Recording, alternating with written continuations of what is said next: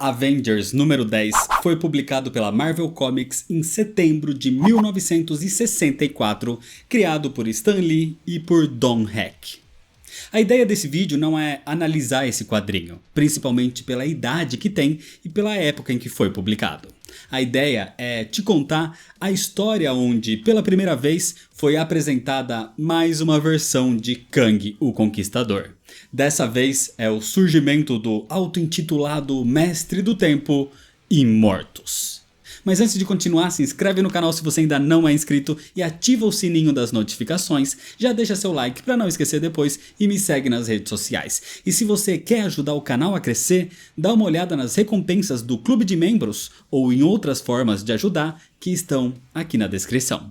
E agora sim, vamos para a história. Senta aí.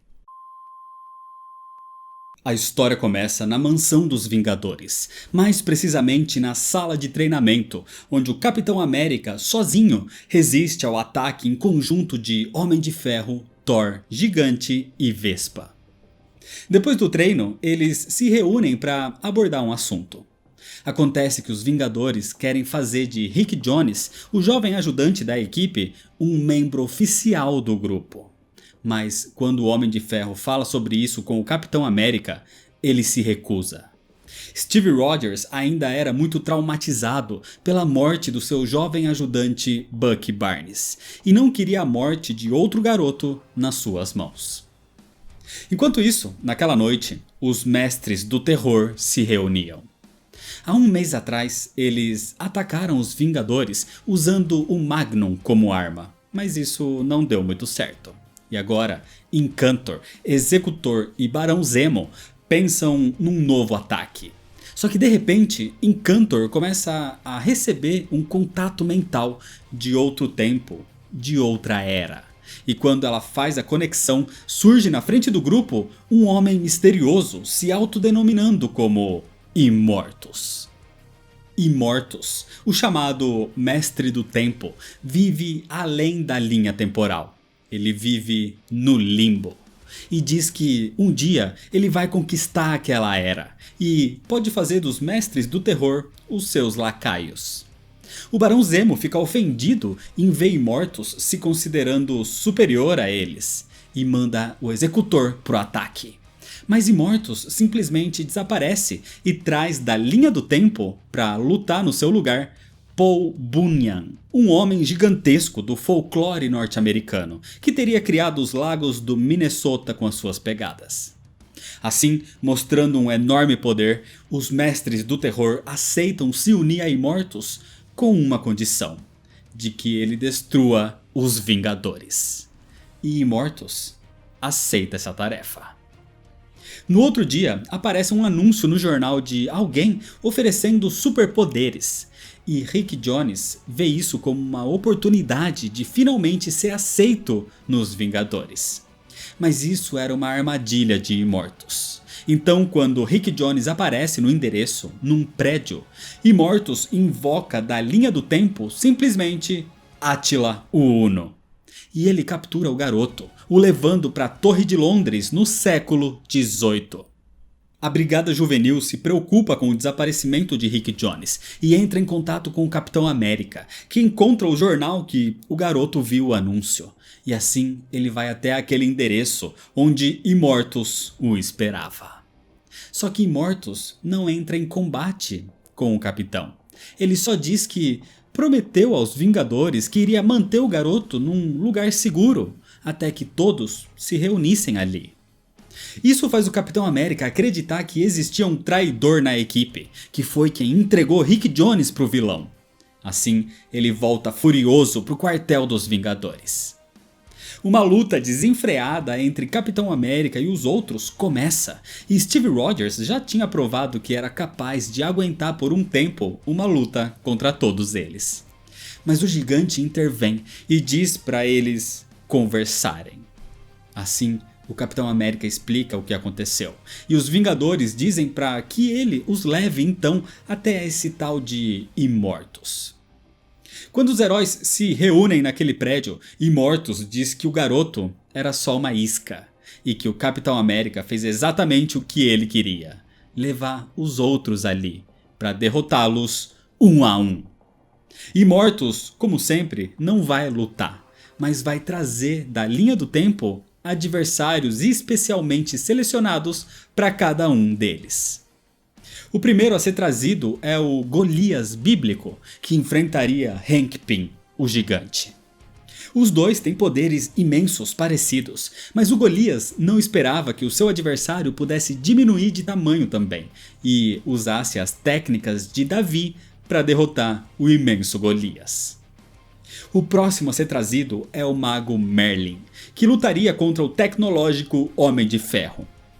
Merlin tenta prender o Homem de Ferro numa gaiola de aço e usa raios místicos para tentar atingi-lo, mas o Homem de Ferro usa sua tecnologia para produzir luzes piscantes e sons irritantes, desorientando Merlin, assim desmaiando o mago.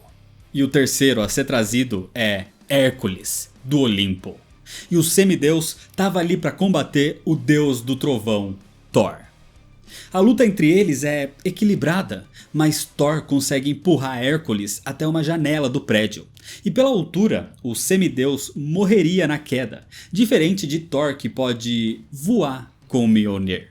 Então Hércules se rende e é derrotado. Aliás, esses seres, na verdade, são versões espectrais do Limbo, não são os reais Hércules ou Merlin, por exemplo. Por isso, quando esses personagens se encontram no futuro, eles não têm memória desse confronto.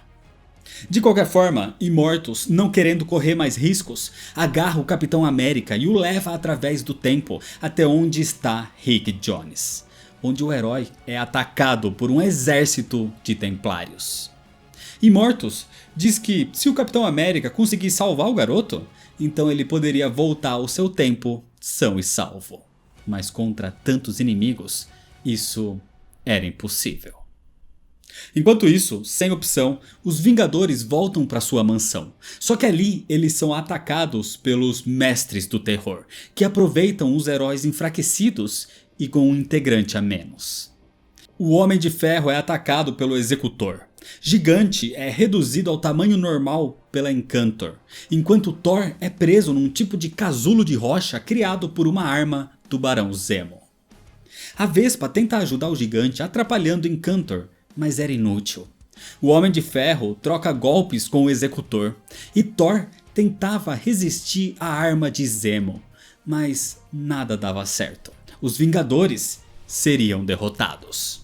Até que de repente, o escudo do Capitão América surge destruindo a arma do Barão Zemo. Steve Rogers estava ali, inclusive com Rick Jones.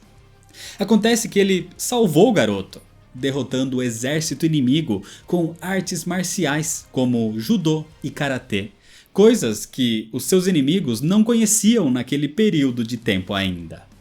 E Imortus, como prometido, manteve a sua palavra e os mandou de volta para o presente. O capitão então ataca o Executor com o seu escudo, salvando o Homem de Ferro. O Thor se liberta daquele casulo de rochas e, distraindo Encantor, faz com que o gigante volte ao imenso tamanho. Ou seja, os Mestres do Terror foram derrotados. E com os poderes de Encantor, os vilões fogem dali. Mas eles não fogem só daquele lugar, eles fogem daquele tempo. Porque Encantor usa uma magia para voltar um pouco no tempo, antes do seu encontro com Imortus na noite anterior. Os Vingadores não teriam lembrança nenhuma do que aconteceu, mas os Mestres do Terror se lembrariam. Porque quando Encantor sente uma tentativa de contato mental, ela rompe a conexão imediatamente. Eles chegaram muito perto de derrotar os Vingadores, sendo que foi Imortus quem os ajudou e quem os atrapalhou. Então a melhor coisa a se fazer naquela noite era esquecer o Mestre do Tempo, Imortus. E é desse jeito que termina a história.